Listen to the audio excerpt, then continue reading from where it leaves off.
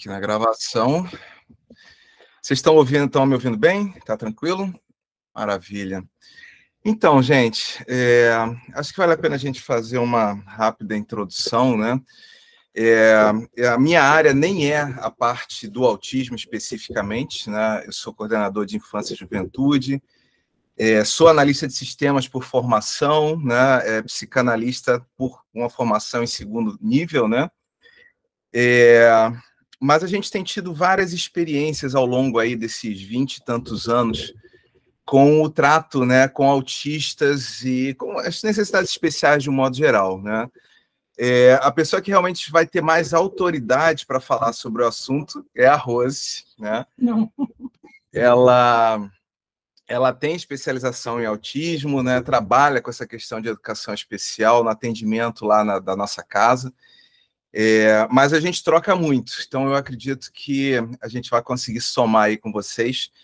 A gente procurou fazer um olhar, né, que vá trabalhar o autismo, mas do ponto de vista da educação, né, dando sequência àquela conversa toda que a Dora trouxe sobre a pedagogia espírita. Bom, vamos lá, deixa eu me achar aqui. Eu estou cheio de coisas abertas aqui.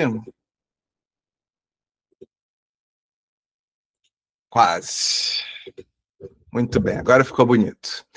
Então, a nossa provocação, né, é falar sobre, né, o entendimento, né, entendendo o autismo na educação.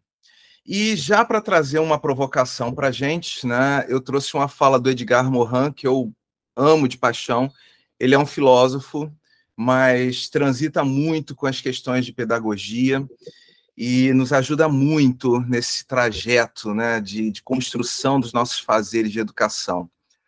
A educação deve ser um despertar para a filosofia, para a literatura, para a música, para as artes.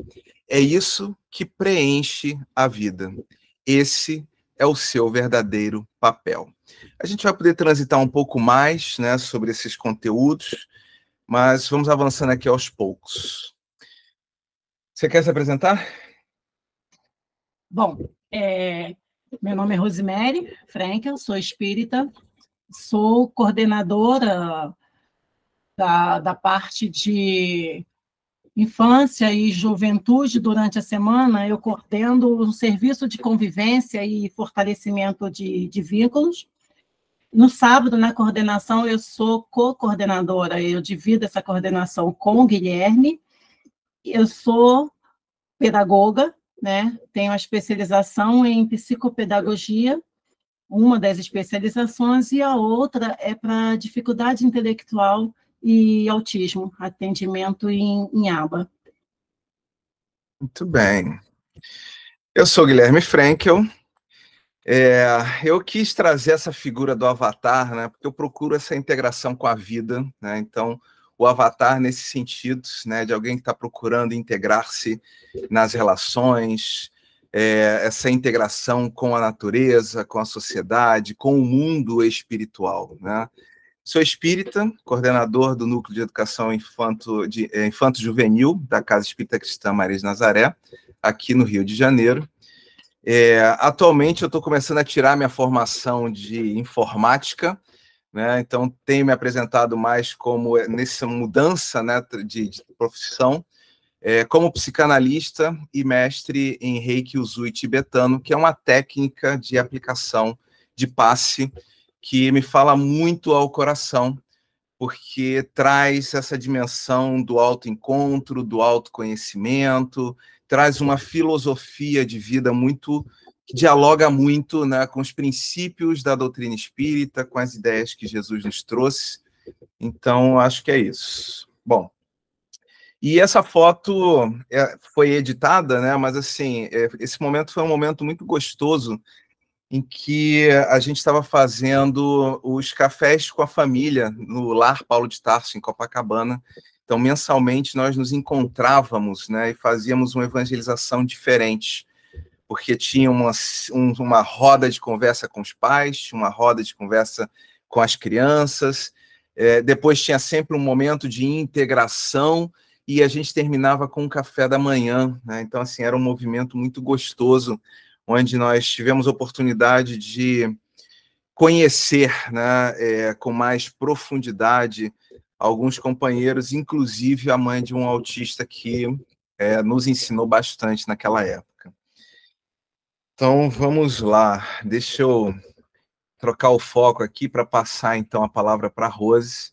Ela vai fazer esse momento inicial da fala, e aí depois eu vou pegar o gancho da educação na segunda parte e depois a gente pode conversar, né? Quer dizer, eu não sei, Rose, como é que se sente com relação às intervenções. Eu estou super tranquilo quando estiver na minha fala, vocês podem interromper sem problema nenhum. Você também? Tá, pode. Então é isso, muito bem. Então, tá com você, Rose. Bom, boa noite mais uma vez. Nós vamos começar o estudo dessa noite passando esse vídeo e depois a gente vai conversar um pouquinho sobre o autismo. Solta, por favor.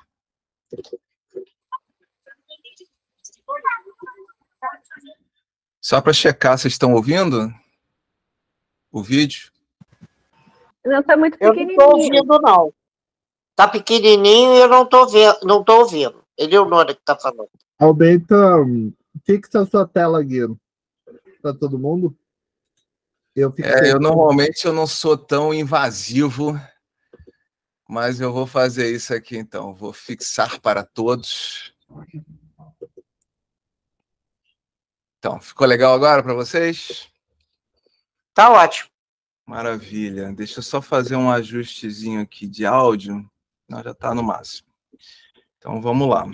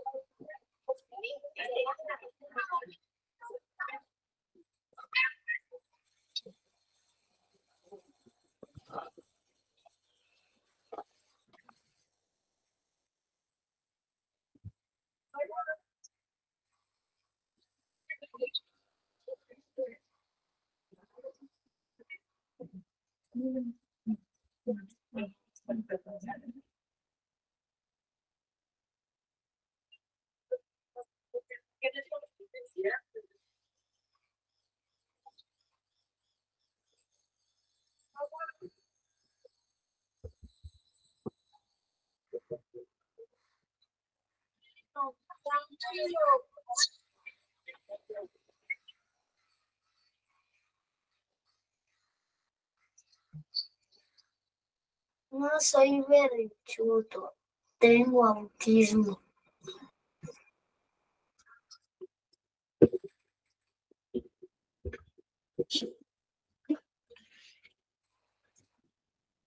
Então, gente, com relação a esse vídeo, o que vocês perceberam? Esse vídeo, o que vocês sentiram quando viram e ouviram o vídeo?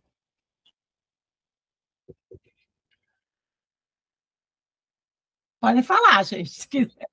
Não, é porque tem a questão da gravação, né? Então talvez o pessoal prefira não se posicionar muito. Ah, tá. Então tá.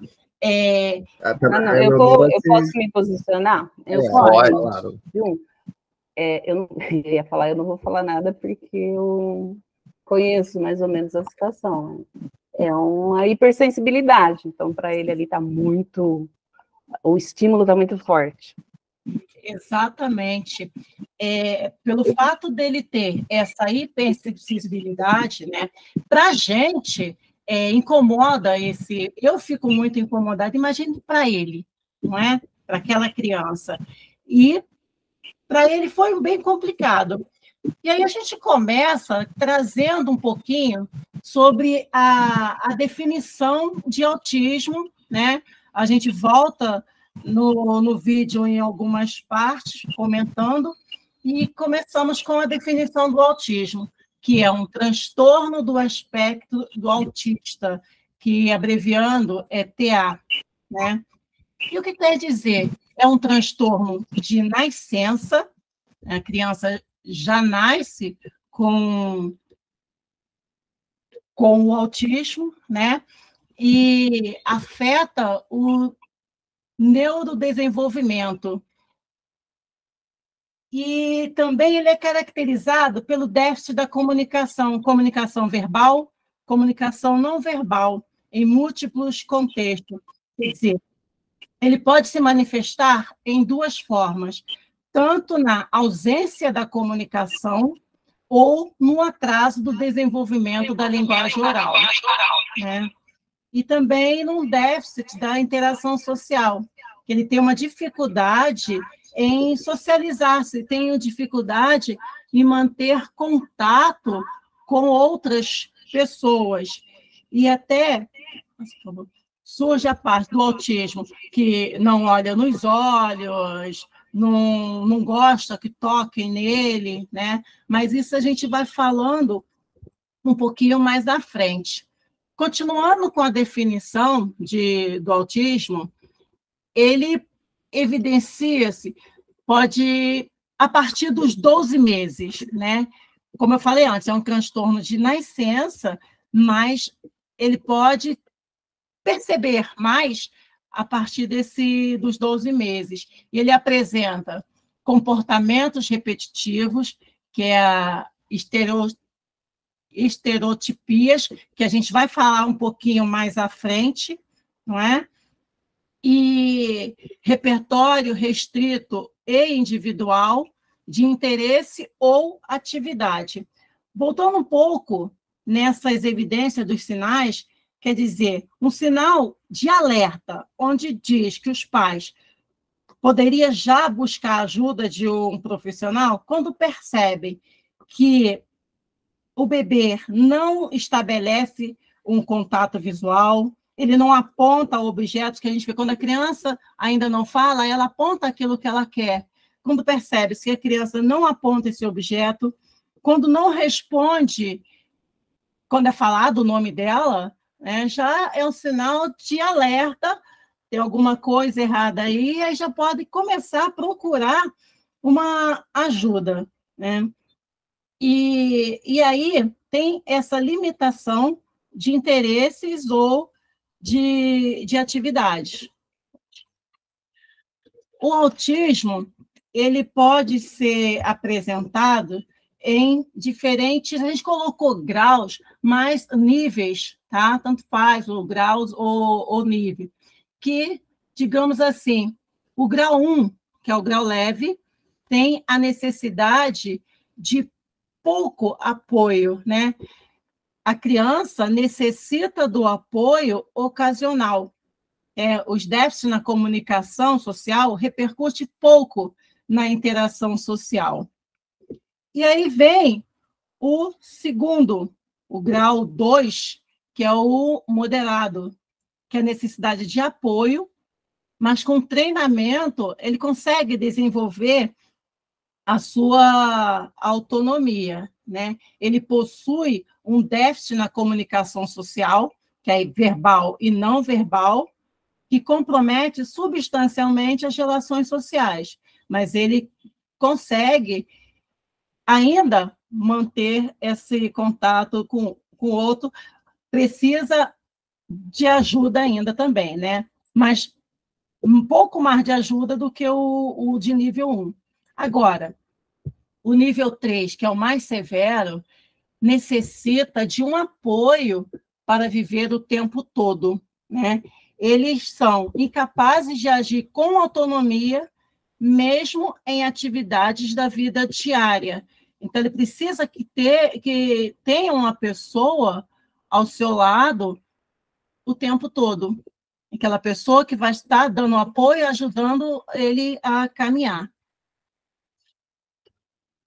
Bom, as causas do autismo não tem uma causa clara, né, para o TA. Acredita-se ser um transtorno de múltiplas causas. E existe uma relação entre os fatores genéticos e os fatores ambientais. Para o espiritismo, ele também aponta diversas caumas, que o Guilherme depois vai falar um pouquinho sobre o espiritismo e a doutrina espírita. Talvez eu pudesse colocar agora, não? O que você acha? Então pode. Guilherme vai falar um pouquinho. Então vamos lá. Eu acho que é importante a gente transitar, né? Porque a gente está falando aqui dentro de um contexto espírita. Pensar o transtorno, né? Normalmente no movimento espírita ainda é algo que se faz com um certo preconceito, né? E eu me preocupo bastante com isso, porque normalmente a gente tem essa tendência a olhar tudo que foge, né, do dito normal, né?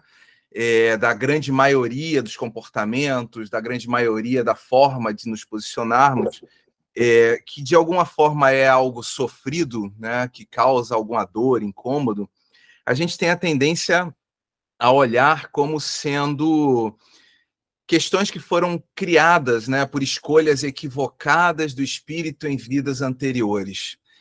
E aí, assim, tá pagando, né, precisa aprender alguma coisa, são leituras muito frequentes dentro do movimento espírita.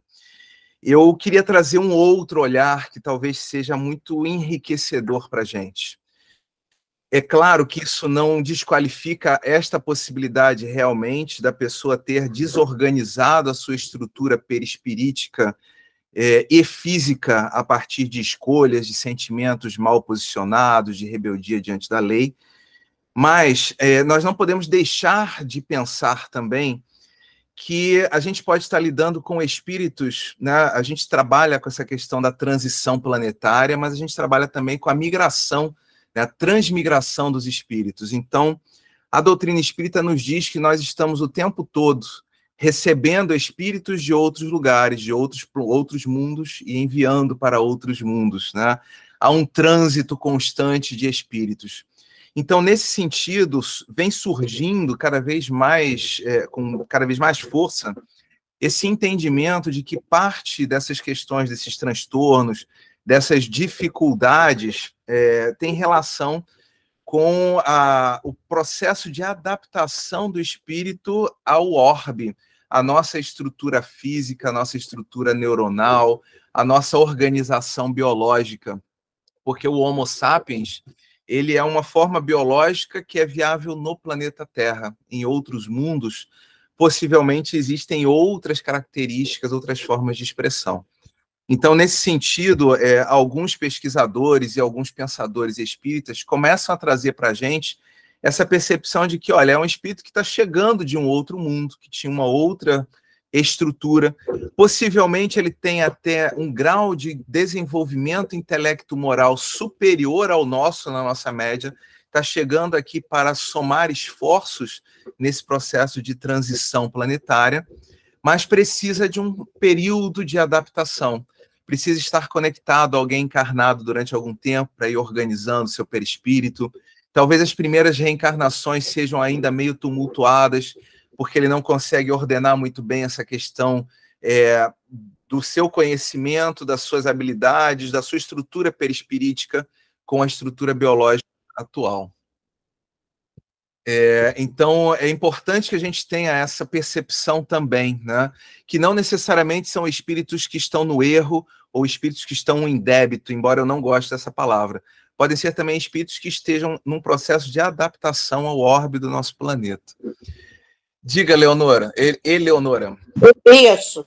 É só uma dúvida, né, e uma preocupação. Concordo com você, com essa sua, com essa visão, né? Acredito que tenham mesmo, mas para não todos os graus de autismo, porque a gente vai mudar o nosso físico, a nossa maneira de pensar, mas isso lá na 4ª ou na 5ª geração.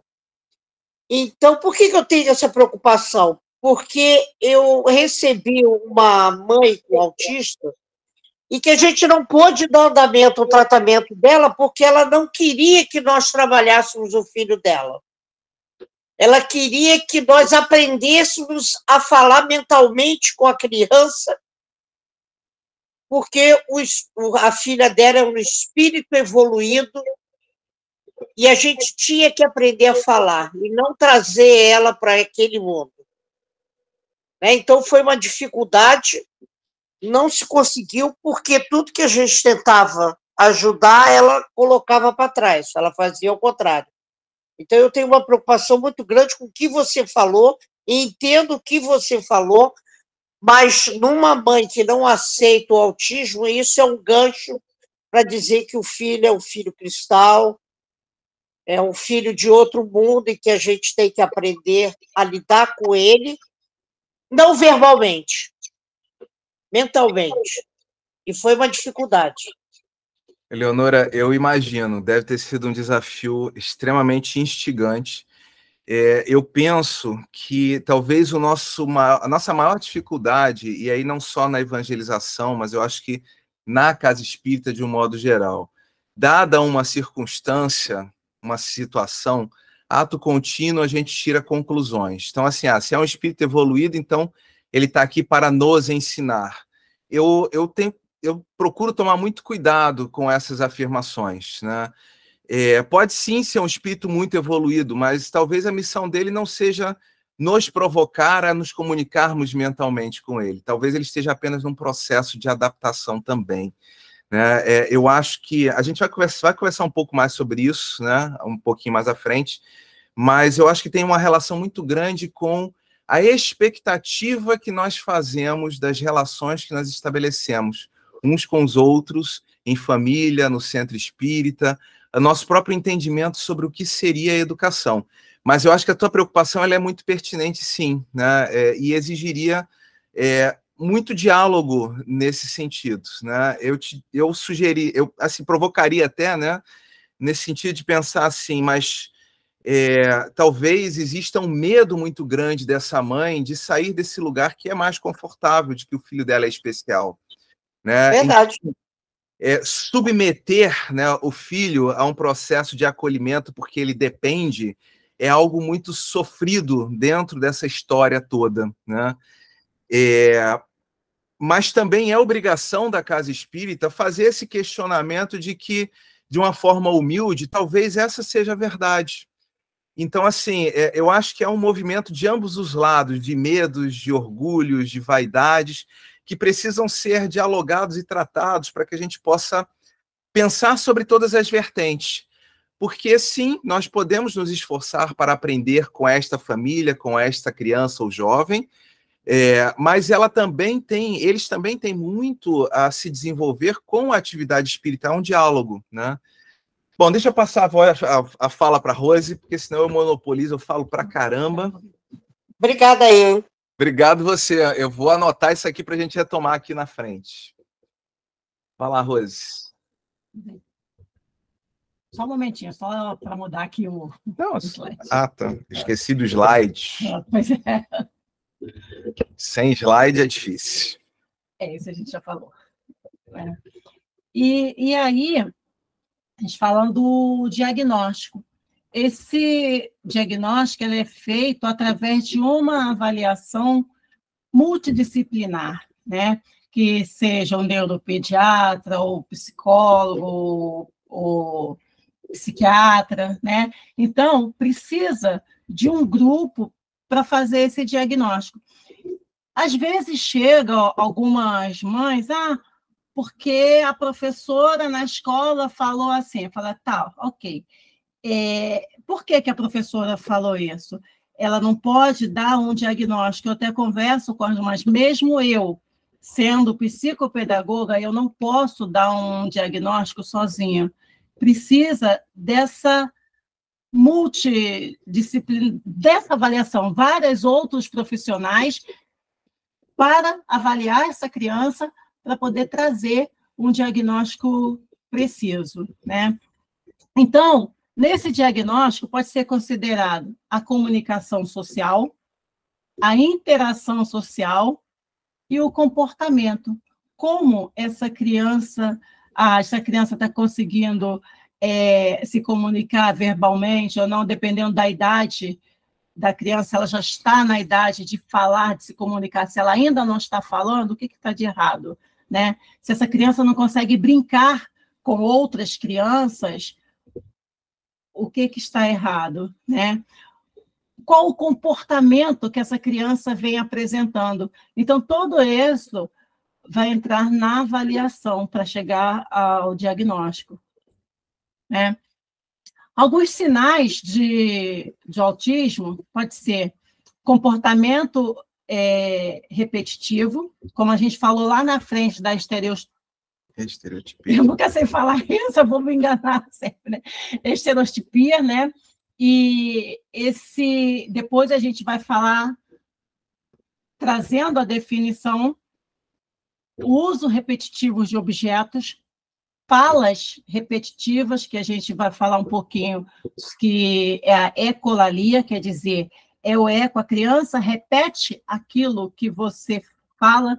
Por exemplo, eu comecei a fazer o atendimento de uma criança, a criança tem 3 anos, ela tem a dificuldade ainda na fala, não está fechado o diagnóstico, a mãe não aceita que essa criança possa ser autista, ainda não tem o diagnóstico, e, por exemplo, eu falo assim, vamos brincar, e a criança repete, vamos brincar, vamos pegar um livro na estante, vamos pegar um livro na estante, mesmo os sons, fala, e a criança fala a mesma coisa, então, repete o gesto, como perguntei, quantos anos você tem?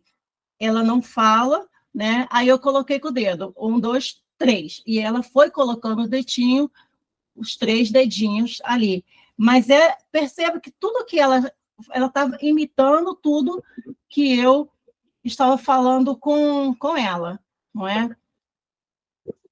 Voltando, a inabilidade social é justamente essa falta desse contato social, atraso ou ausência da fala, hipersensibilidade ao som, que nós vimos lá no vídeo, né? Vários sons juntos que foram ajudando aquela criança a ficar cada vez mais agitada, né? E a gente, depois, trabalhando um pouco da estereotipia, que é para poder, ela usa muitas vezes, que é uma forma dela se acalmar, tá? Dificuldade de sair da rotina. Se a criança vai por um determinado caminho todos os dias, naquele dia não dá para ela ir por aquele caminho, ela vai para outro caminho, o ideal seria conversar com essa criança, preparar essa criança para esta nova rotina.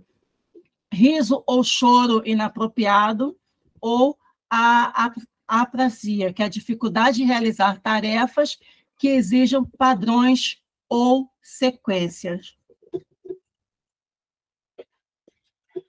Continuando também por alguns sinais do autismo, a falta da noção do perigo, então, quer dizer, o autista, ele não tem a noção de que ele pode se machucar, né? Ele não tem essa noção desse perigo, a hiperatividade ou a passividade, que ele pode ser muito agitado ou passivo. No caso dessa criança que eu comecei a avaliação, ela é uma criança tranquila, né?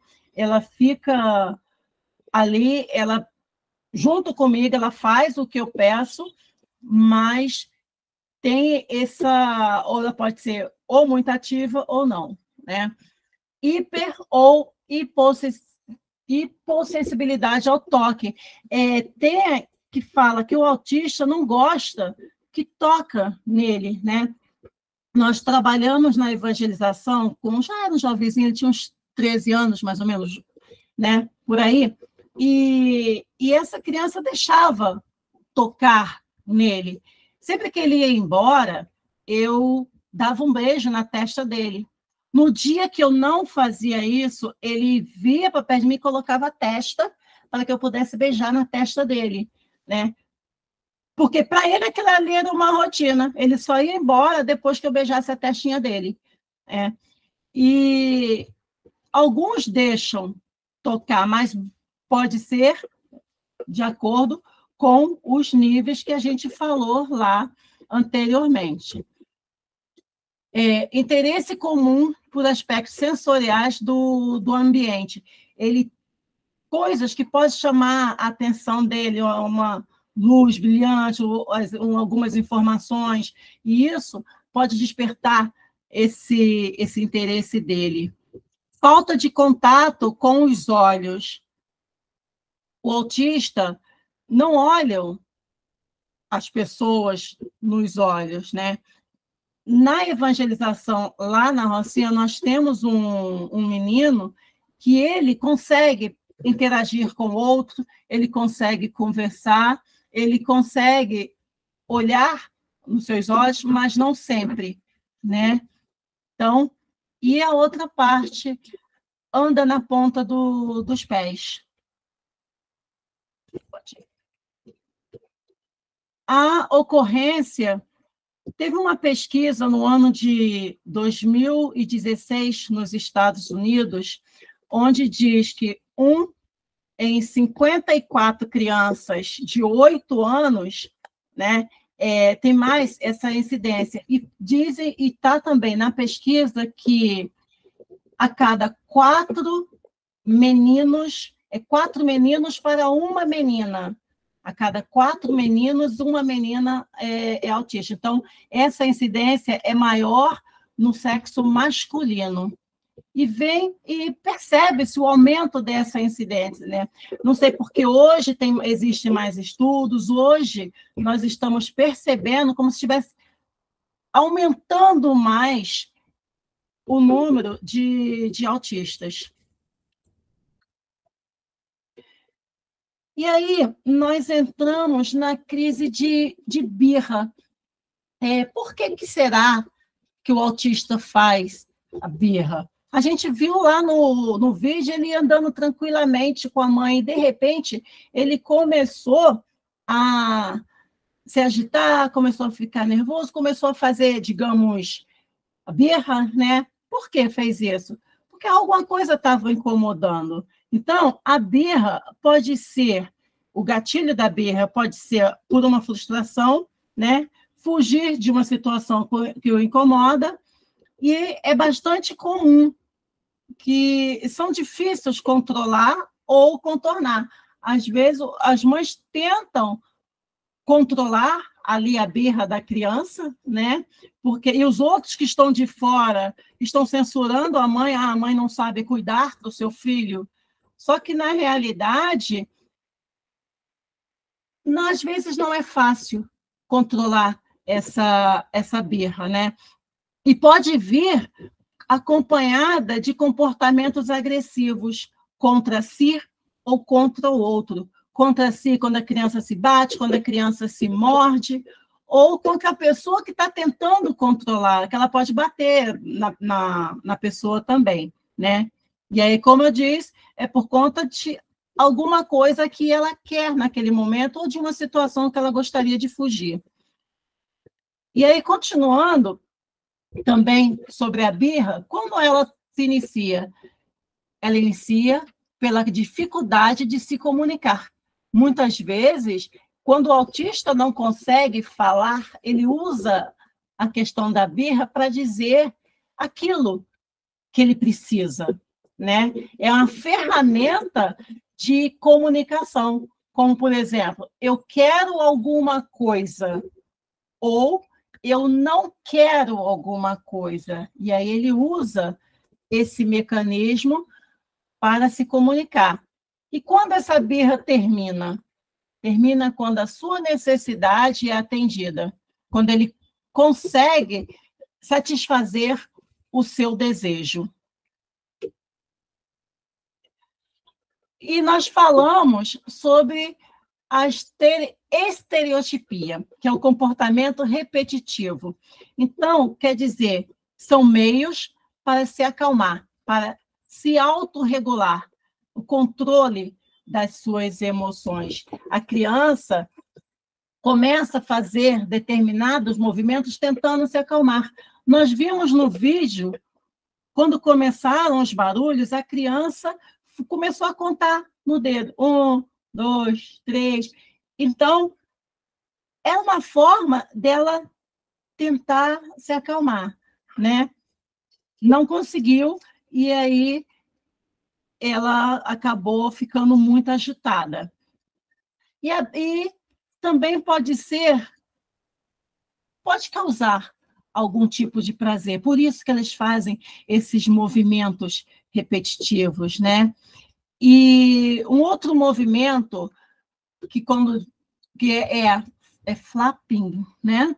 Que é agitar as mãos para cima e para baixo com os punhos dobrados, como assim, a mão tá coisa para baixo, para cima, baixo, para... E também na estereotipia, esses movimentos da criança se agitar assim das mãos, movimento do tronco para frente, para trás, também é a forma que eles têm, que eles buscam para voltar à sua calma, né? Ó, como eu falei antes, do balanço do tronco para frente, para trás, o uso de objetos de modo incomum, trazendo até um exemplo, digamos, o carrinho. O carrinho ele vai andar com o carrinho no chão, né? É o que a criança faz. Dele não, ele vai ficar olhando uma roda, vai ficar rodando. Ele vai fazer um movimento diferente, né? O repetir a frase ouvida, como eu falei antes da ecolalia, porque ele vai repetir a palavra, ele vai repetir os gestos, né? Tudo que você faz vai repetir, como se fosse assim um eco. Por isso o nome ecolalia. E a idiosincrasia, que é o uso de frases fora do contexto ou articulada, de forma incomum, sem atender a funções inerentes à fala. Bom, quando a gente fala da questão da fala, diz quando o autista não fala, mas se comunica, quer dizer, ele pode revelar suas ideias, seus sentimentos, por meio de formas alternativas de comunicação. Um dos exemplos são os PECs, né? Que é PECS, que são umas pranchas onde tem várias figuras que a criança pode usar para se comunicar. Por exemplo, tem a foto de uma criança com a mão lá, como se ela quisesse alguma coisa, eu quero um leite, aí tem o desenho de uma caixa de leite, leite quente, desenho no fogo. Então, ela vai juntar essas figuras para formar a frase e assim ela vai conseguir se comunicar. Esses só apenas... Tudo bom, Rosemary? Oi. A Ana Paula comentou aqui, só para não perder a fala dela, ela colocou assim, existe diferença entre birra e crise ou comportamentos disruptivos? Uhum. São sinônimos. São sinônimos. Birra, né, é uma ideia geral, né? A questão é assim, a criança tem um comportamento reativo, às vezes violento, numa tentativa de resolver aquilo que ela não está conseguindo. E aí a gente vem, né, surgem vários nomes, pode ser crise disruptiva, né? Pode ser, todos esses que você trouxe, né? E talvez até mais alguns que a literatura traga, mas a ideia é exatamente a mesma. A criança não está, a pessoa não está conseguindo lidar com aquela situação, então ela, aspas, surta, né? Sim. Ela tem um comportamento de ficar mais agressiva, ou de fugir do local, ou de começar, né, repetidamente buscando, né, determinados gestos, na tentativa, vou trazer aqui uma palavra difícil, né, porque assim, não sei se dá para enquadrar aqui, mas assim, uma tentativa quase desesperada de autorregulação, de achar um lugar de calma, né, diante daquele contexto. Como a gente faz? A gente tenta respirar fundo, a gente tenta manter a nossa calma. Cada pessoa tem o seu jeito de buscar essa calma. E aí o comportamento, a ideia, né, do comportamento disruptivo é exatamente isso. Você está dentro de um contexto e aquele comportamento vai provocar, né, a disrupção, o desmonte daquele contexto, na expectativa de que, isso inconscientemente, claro, né, mas na expectativa de que, de alguma forma, o novo contexto formado possa te trazer um cenário de mais calma. E aí, continuando, quando a gente falou da fala, mas não fala, mas se comunica, são essas formas alternativas que ele tem. Eu dei o exemplo do PEC, mas tem outros exemplos que pode ajudar o autista a se comunicar, né? Fala, mas não se comunica. Quer dizer, quando ele repete essas frases sem sentido, ele está falando, mas não tem aquela comunicação, a gente não entende o que ele gostaria de falar, não é? Ele fala em momentos inapropriados, não consegue processar muitas informações simultaneamente, por exemplo, chegar para o autista e dar várias informações, ele vai se perder. Muitas vezes a gente mesmo se perde, né? Quando a pessoa faz isso, isso, isso, aquilo, a gente acaba se perdendo também. Imaginem para eles. Então, eles processam as informações de forma sequencial. A gente tem que falar com ele devagar, pausadamente, para que ele possa entender que está lá no outro.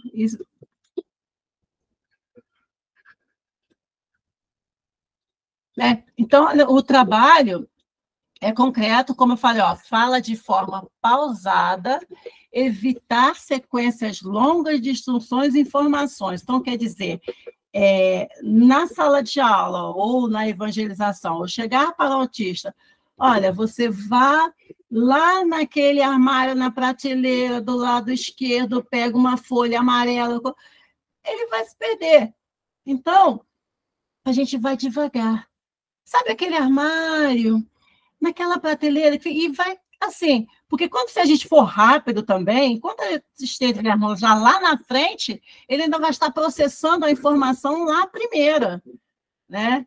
Então, tem que ser mais pausadamente para que ele possa entender, para que ele possa compreender o que nós gostaríamos que ele fizesse. Então, o autismo, ele pode apresentar também comorbidade em comum, né? Por exemplo, a epilepsia, distúrbio do sono, transtorno de hiperatividade, que é o TDAH, ansiedade, deficiência intelectual, deficiência auditiva.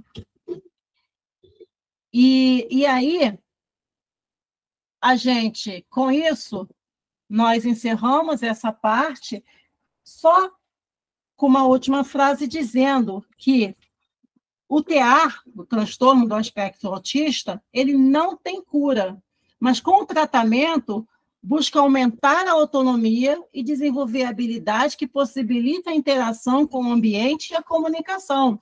Então, quer dizer, ele pode ser treinado para conviver com o outro, mas é o tratamento que, quanto antes puder começar, vai facilitar o trabalho.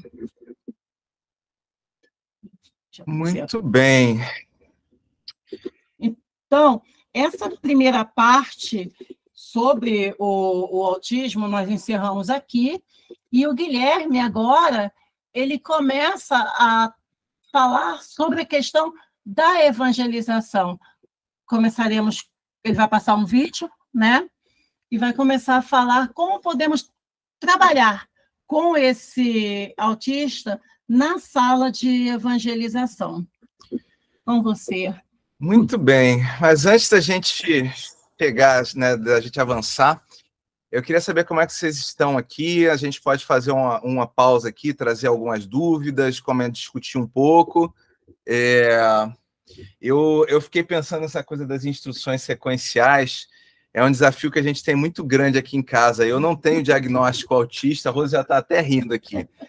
Eu não tenho diagnóstico autista, mas, assim, para mim é um desafio ir ao mercado e estar recebendo instruções. Compra isso, isso e isso. Se for mais de 3 itens, a minha fala é assim, manda pelo WhatsApp. Porque aí vem, né? Ela vem e fala 3 itens. Aí eu repito os 3 itens. Aí quando eu estou terminando de repetir os 3 itens, ela vai acrescenta um quarto. Aí eu tento repetir os 4. Né? E se eu não faço isso, eu me perco. E aí chega um momento que eu já não consigo mais repetir, e ela está toda hora pensando, e fala, olha só, eu vou ficar mais tempo aqui no mercado, pego o WhatsApp e manda a lista, porque eu tenho dificuldade de lidar. Então, eu imagino, né, uma pessoa que tem realmente uma dificuldade grande com essa coisa sequencial, né, como é desafiador realmente você dar instruções complexas, né? Vai lá no terceiro andar, na sala 5, abre a porta do armário 3, na segunda prateleira, na quarta pasta. Deixa eu cortar um pouquinho. Eu dei o exemplo do armário, porque na evangelização nossa da Rocinha da Casa Maria de Nazaré, os armários não ficam nas salas, os armários ficam nos corredores, né? E aí pedir a criança em sala para ir no armário. Você pega a chave do armário 8 ou do armário 3. Nem a criança que não seja autista vai conseguir fazer o que nós pedimos. Muito bem, gente. Em minha sala da evangelização, temos 2 crianças autistas, realmente diferentes, e uma delas custei a entender que ela não gostava que encostasse nela. A gente vai conversar um pouco sobre essa questão, né? Eu penso que existe um protocolo, né, que é importante que a gente procure realizar nesse processo, né? Mas é um processo constante de diálogo, né, um processo de descoberta conjunta, porque aquela criança, aquele jovem, aquele adulto, ele vai precisar também aprender a lidar com um cenário novo, né? Cada processo de adaptação, né, cada mudança de escola, cada mudança de sala, tudo isso traz desafios. Bom, vocês têm alguma dúvida, alguma questão para colocar aí, gente? Eu não estou consultando aqui os mentores espirituais, não, é porque a minha câmera com a cola está aqui à minha direita alto, né? Então eu estou olhando para cima, mas não é nenhum cenário de dupla vista, não. Podem ficar tranquilos. Se fosse, eu não estava contando para vocês, não estava dando tanta bandeira. E a gente dá uma pausinha, que aí vê se eles ficam desvergonhosos, aí a gente volta depois de gravar o restantezinho. Ok, então peraí, deixa eu... E aí depois você junta os vídeos, é isso? Eu faço a junção. Eu vi que trabalho complicado. Muito bem. Eu trouxe, então, para a gente pensar juntos, né? Eu fiz esse exercício de pensar o que é educar, né? Qual é o propósito da educação. Eu compartilho muito, eu bebo muito na fonte da educação espírita. O termo evangelização é um termo que eu também tenho uma dificuldade muito grande, e exatamente a partir desse lugar de incômodo é que eu tenho feito essas reflexões. Bom, deixa eu colocar então aqui para vocês.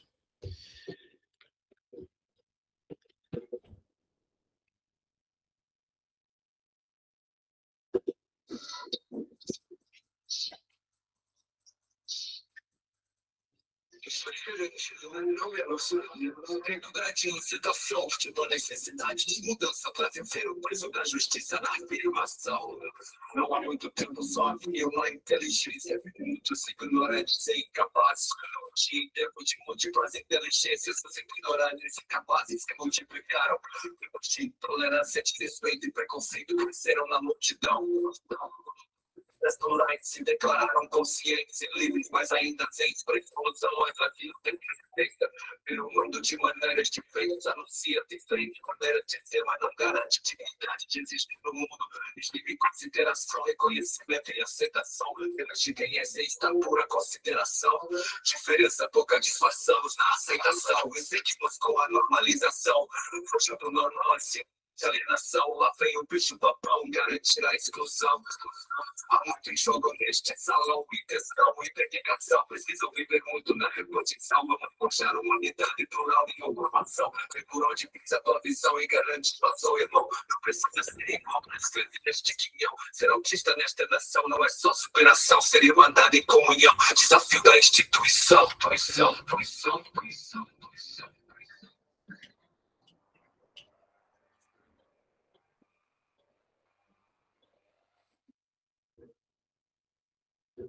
Ué.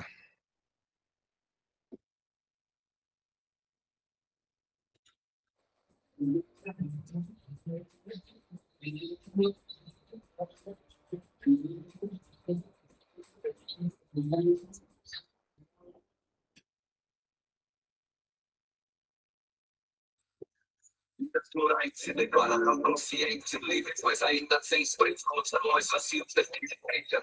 Ver o mundo de maneiras diferentes, anuncia diferente maneira de ser, mas não garante dignidade de existir no mundo. Estima em consideração, reconhecimento e aceitação. Pela experiência e estatura, consideração. Diferença pouca disfarçamos na aceitação e seguimos com a normalização. Hoje do normal é símbolo de alienação. Lá vem o bicho papão, garantir a exclusão. Muito enxugo neste salão. Intenção e dedicação precisam viver muito na repartição. Vamos forjar uma unidade plural de ocupação. Por onde pisa a tua visão e garante passou, irmão. Não precisa ser igual para escrever.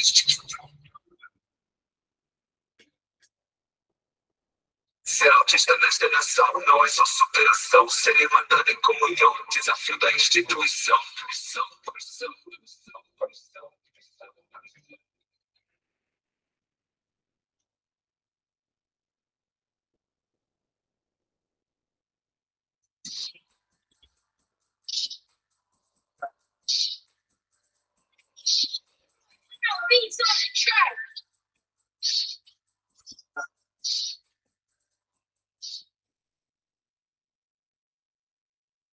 Muito bem. Tirando o pequeno problema técnico do som, como é que vocês sentiram aí?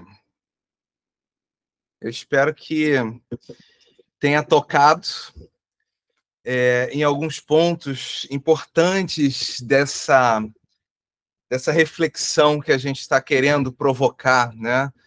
De que talvez o nosso grande movimento não seja necessariamente passar por uma entrega de conteúdos ou pela certificação de que o outro compreendeu a nossa ideia comunicada.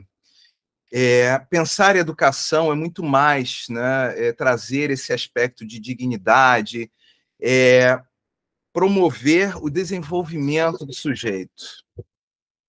Porque ninguém educa ninguém educa a si mesmo. Os homens se educam entre si, mediatizados pelo mundo. É uma fala muito poderosa do educador brasileiro Paulo Freire, né? Nós percebermos que esse movimento da educação ele acontece, né, através da relação. Pensar que cada objeto desse mundo, pensarmos que os encontros do grupo espírita, os encontros da reunião pública, a possibilidade de tomarmos um café juntos, a possibilidade de fazermos uma apresentação musical, de fazermos um teatro, a possibilidade de simplesmente sentarmos e não fazermos nada, provoca, viabiliza esse processo educacional, onde eu vou ser afetado pelo outro enquanto também afeto o outro. E a partir desta afetação, nós vamos desenvolvendo os nossos entendimentos, ampliando o nosso entendimento sobre nós mesmos e sobre o outro. Sem a curiosidade que me move, que me inquieta, que me insere na busca, não aprendo nem ensino. Mais uma vez, o nosso querido Paulo Freire, nessa provocação, né, de que nós precisamos achar esse lugar do desejo interno, esse sujeito desejante, que está inquieto diante do mundo, que precisa encontrar respostas para aquilo que lhe causa desconforto, para aquilo que lhe causa estranhamento, para aquilo que lhe tira de um contexto de acomodação, né, para citar o educador, a referência da pedagogia do Piaget, né, te tira de uma zona de acomodação e te coloca em busca de resposta, em busca de entendimento. E esse movimento de buscar é que vai nos levando ao desenvolvimento de novas habilidades, de novos conhecimentos, que vai ampliando as nossas possibilidades de construção conjunta, né? Então, não é só sobre evangelizar a criança que está à nossa frente. É também sobre permitirmos que esta criança nos evangelize. Ou, trocando o termo, né?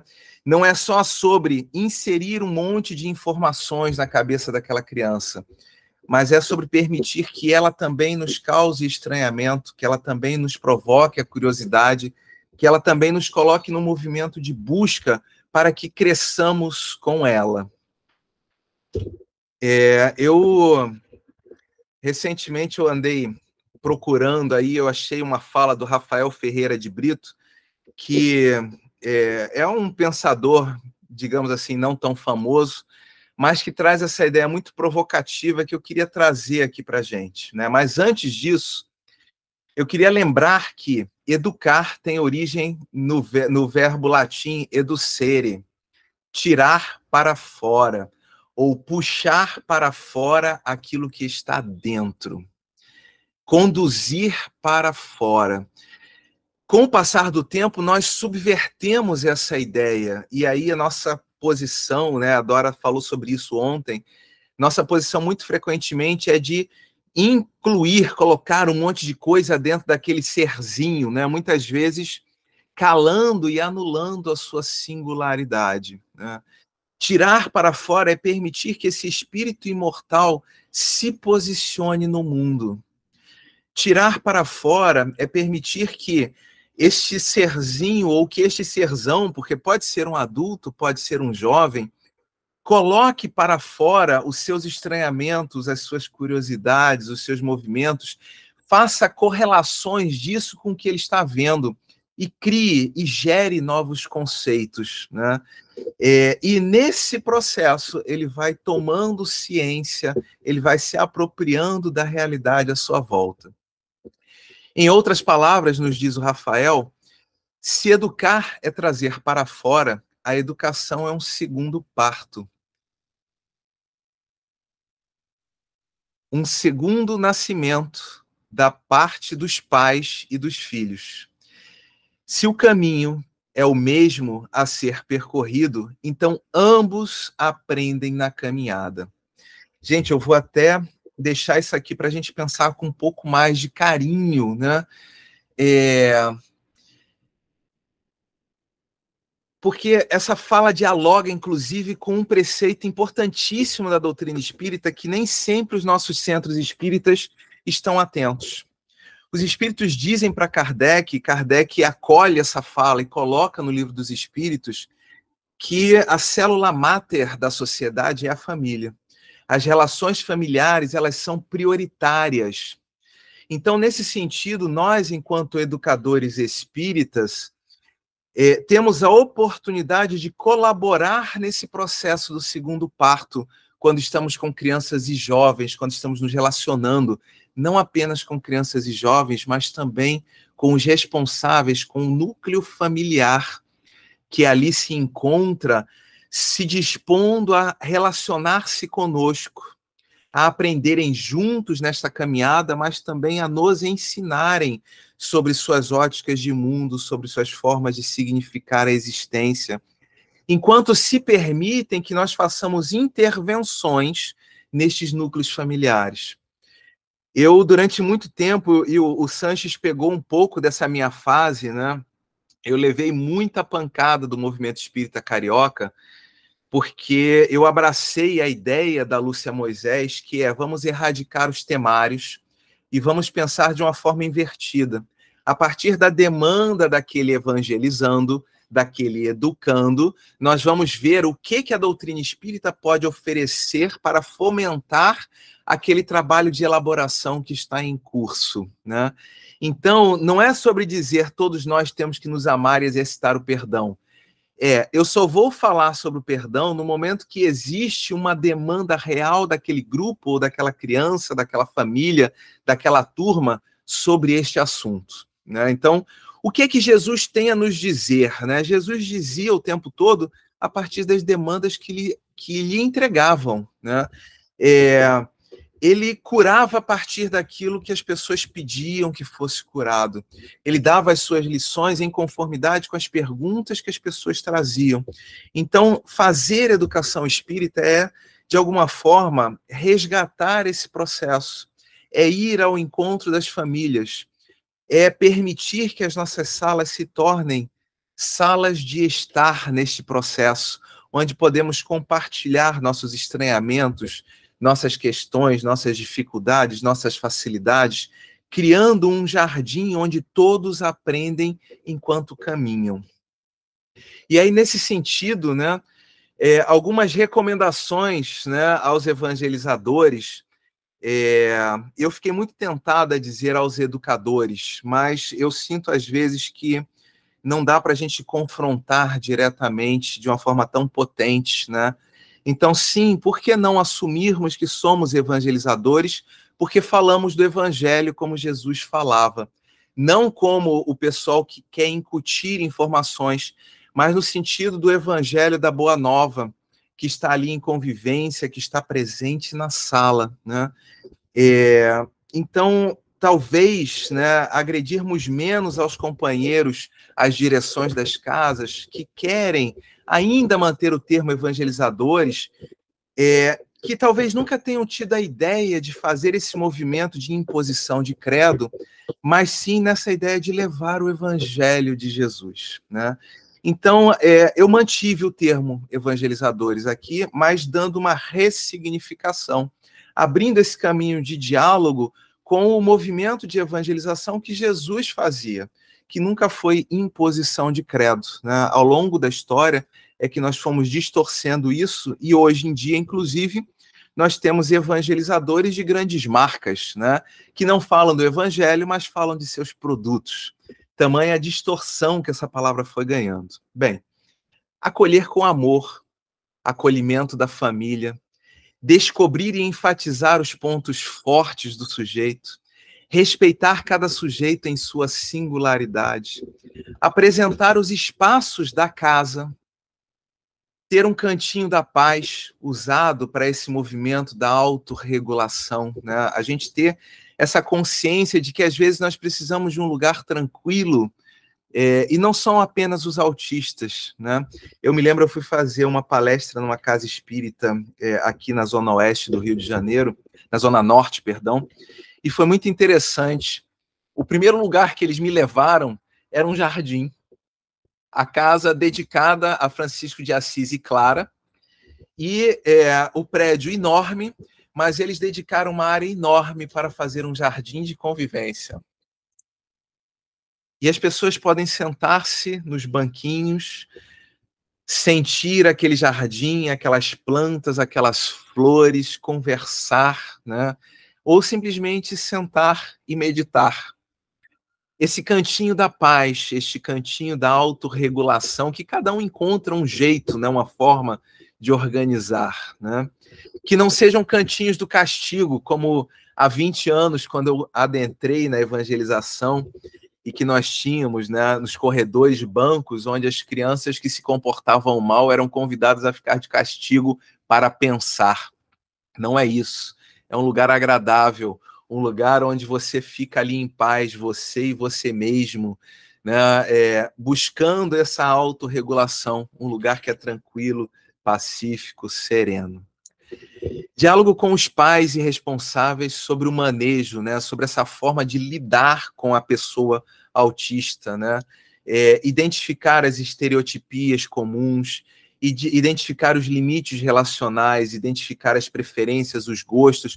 Quanto mais nós soubermos deste sujeito, mais facilmente vamos perceber as dificuldades de expressão que ele tem, e aí talvez a gente consiga até construir um contexto onde as birras, né,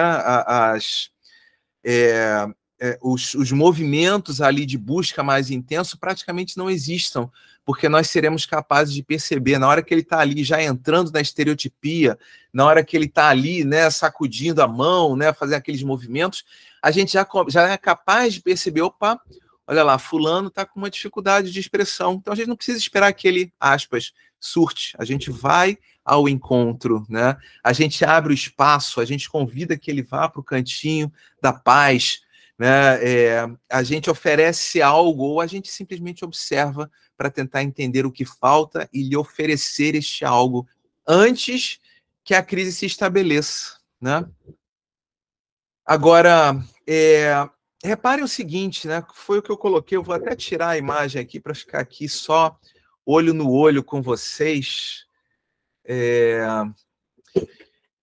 Repare a provocação que eu estou trazendo. Essa lista é uma lista que não é para o manejo com crianças ou jovens autistas, nem para os adultos autistas.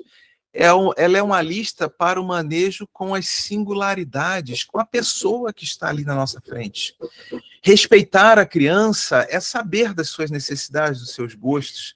É perceber que, caramba, fulano adora tanto brincar de massinha, por que eu não posso levar massinha em alguma atividade? Né? É fazer esse movimento, né? Essa dança conjunta, onde talvez nós conduzamos o processo, mas com uma abertura para que ele se sinta pertencente. Então, toda aquela lista que vai estar no e-book, né, que vai ser disponibilizado para vocês, ela fala muito desse espaço da relação de um modo geral, e não apenas com o autista. Agora, obviamente, com as pessoas com necessidades especiais, e em especial os autistas, é uma lista que precisa ser vista com muito carinho e atenção. A Miriam colocou aqui, né, a Lúcia Moisés, minha musa inspiradora. Sempre falo isso com ela. É uma queridíssima, foi um dos grandes prazeres que eu tive na vida, né, participar de um circuito de evangelização, de capacitação de evangelizadores com ela aqui no Conselho Estadual Espírita do Rio de Janeiro e ter publicado um livro com ela, né? Foi uma honra e, ao mesmo tempo, um grande aprendizado dessa questão do lidar com o diferente, do estar aberta a tudo, né? Ela é uma grande educadora, sem a menor sombra de dúvida. Bom, vamos caminhar aqui mais um pouquinho, né, para a gente poder ter um tempo para a gente conversar. Então, algumas recomendações específicas, né, aos evangelizadores no caso dos autistas, né? A presença do mediador para o desenvolvimento das atividades conforme o grau de autismo, né? Às vezes nós vamos sim precisar abrir espaço para ter um adulto em sala de aula.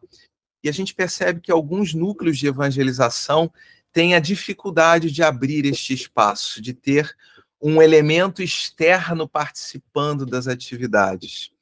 Então, é uma ferramenta, principalmente no grau de maior severidade, esse mediador ele é essencial nesse processo de comunicação, porque ele é uma pessoa que vai cumprir papéis que o evangelizador não conseguirá, porque essa pessoa criou um laço, né, de intimidade, essa pessoa está 100% dedicada àquele jovem, àquela criança, àquele adulto, né? Então, é importante que a gente se abra para essa possibilidade.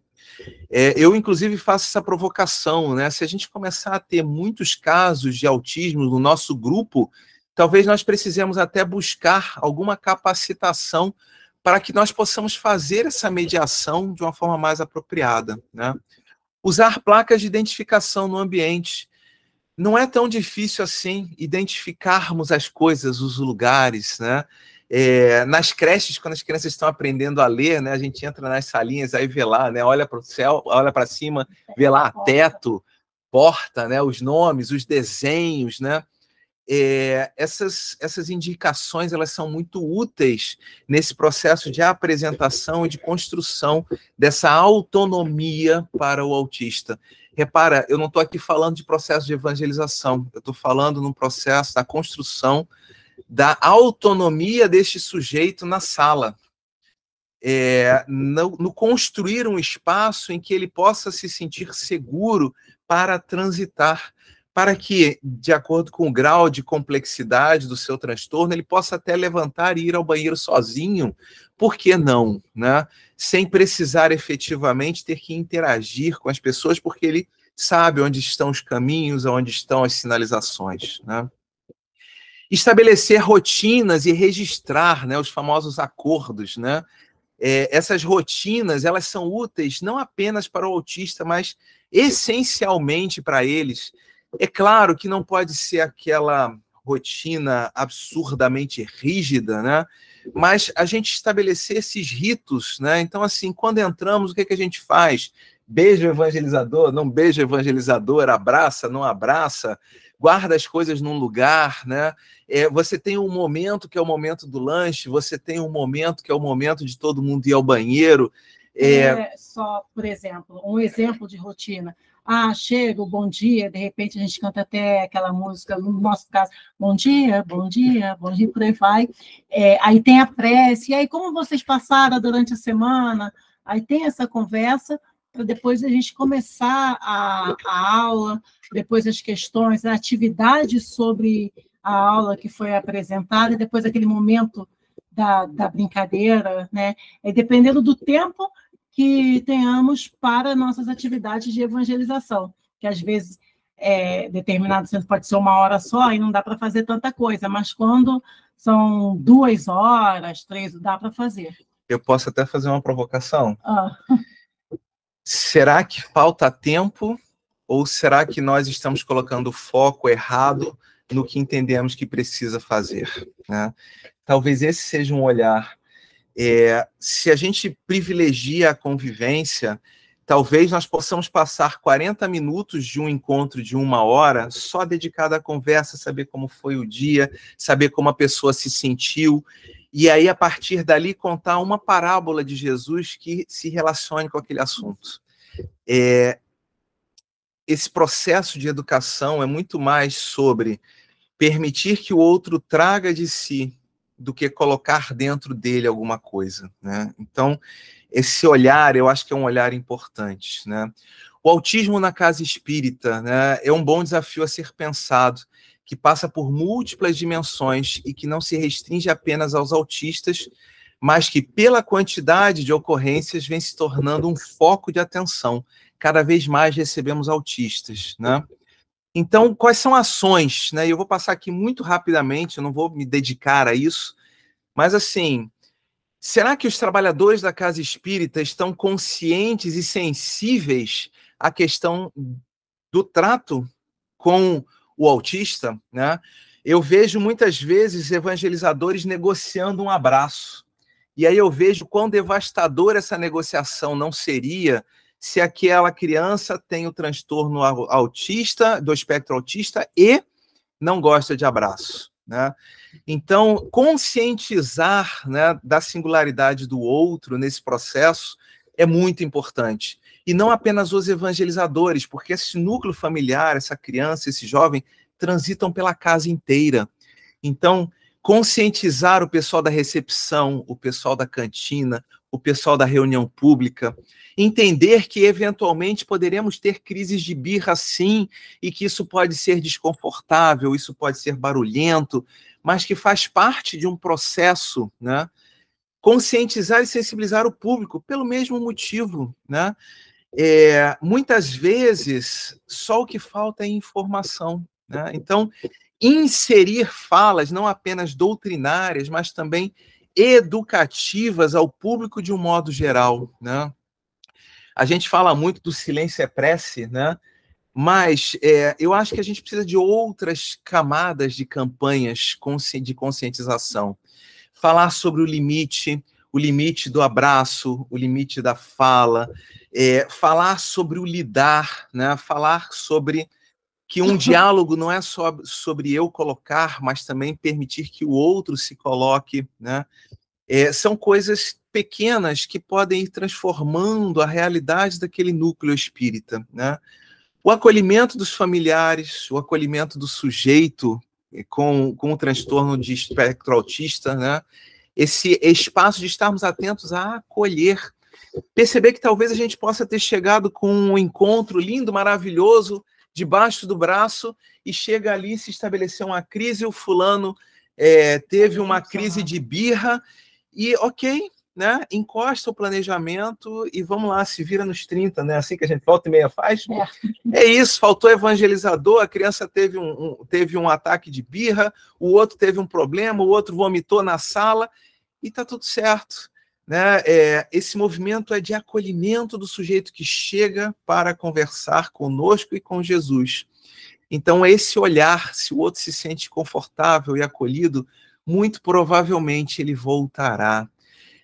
muito provavelmente ele não toma nem consciência de que a programação foi cumprida integralmente ou não. Já se deram conta disso? O outro não sabe, nós é que sabemos e nos cobramos. Aquele planejamento pode ser continuado no próximo encontro, no outro encontro, pode ser assustado, não ser concluído, e o evangelizando, a família, não precisa nem saber se ela se sentiu acolhida. Ela está se sentindo bem, ela está se sentindo feliz, ela está se sentindo num contexto de construção de conceito, de vivência das suas questões ali em grupo, e isso é o que importa, né? A casa, né, as casas do caminho, né, dos cristãos originários, né, era exatamente sobre isso. Não era sobre grandes cultos, sobre grandes aulas, era sobre convivência, sobre a partilha do pão, sobre a superação das dificuldades em conjunto, né? Ações de apoio à sociedade, né? Muitas vezes nós angariamos nas nossas casas pessoas com especializações. Então, se eu tenho uma psicopedagoga, se eu tenho um pedagogo, se eu tenho um psiquiatra, por que eu não posso criar juntas destas pessoas para servir à comunidade, não apenas ao serviço espírita, trazendo trabalhos especializados, né, nas áreas de carência financeira, carência social hoje? O maior desafio é conseguir o diagnóstico de qualquer coisa, inclusive do diagnóstico do transtorno de espectro autista, que é um diagnóstico demorado e multidisciplinar. Muitas vezes nós temos estes profissionais dentro do nosso grupo e não nos percebemos da importância ou da possibilidade de colocá-los em serviço para a comunidade, para as famílias atendidas ali na casa, né? A participação nesses meios especializados, né? Ações importantes: geração de materiais de conscientização, geração de materiais de orientação, trabalhar em rede. O número de pessoas autistas está aumentando. Será que a gente consegue, dentro do nosso bairro, especializar uma casa espírita para atender as pessoas com transtorno autista e outras atender as pessoas portadoras de deficiência visual?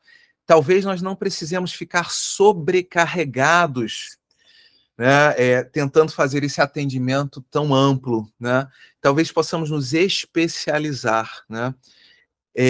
Melhorar as nossas técnicas de divulgação doutrinária para ir ao encontro daquelas características de melhor comunicação.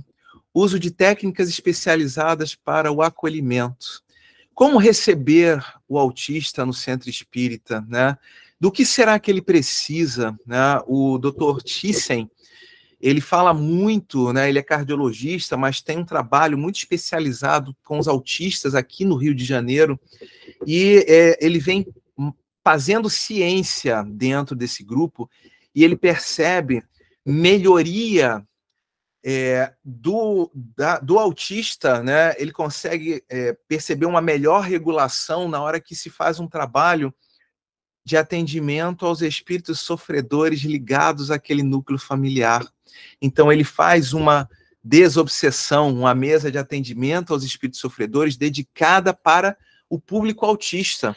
E ele vem planilhando resultados importantes no sentido de dizer que, olha, possivelmente o autismo não é só uma questão do indivíduo, mas possui ali naqueles múltiplos fatores componentes espirituais importantes que precisam ser vistos.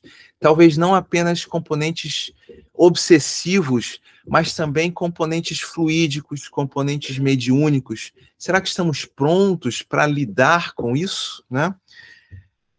Então, dentro dessas ações importantes, desenvolvimento de canais especializados, a oferta de capacitação na rede espírita, abertura de frentes de trabalho especializadas para acolhimento, abertura de postos de trabalhos para os autistas. Eu queria fechar, né? Eu e Glaucia, Glaucia e Rose, estamos trabalhando agora nisso, né? Como é que a gente insere o jovem autista na casa espírita como trabalhador do núcleo? Aquele jovem que a gente não sabe bem mais o que fazer com ele, porque ele não tem mais interesse nas aulinhas, nos encontros de evangelização. mas que está ali porque gosta de conviver com as pessoas, porque gosta de orbitar aquele espaço, será que a gente conseguiria criar um ambiente para que ele pudesse, de alguma forma, integrar-se naquela comunidade, não mais apenas como assistido, mas também como assistente, né? Combatendo, confrontando, né, esse capacitismo que é tão frequente, né? Como inserir o portador de deficiência, o esquizofrênico, né, o cego, o deficiente auditivo, o autista, a pessoa com transtorno de hiperatividade, como inseri-los no fazer da casa espírita, nos trabalhos de divulgação doutrinária, né, nos trabalhos de assistência de um modo geral. Eu acho que são desafios que a gente ficaria aqui, né? Mas eu vou abrir o restante. Aliás, o restante não, né, gente? Eu acabei de perceber que a gente avançou bastante. Mas deixa eu encerrar aqui a nossa gravação. A gente acha que tem muito tempo, né?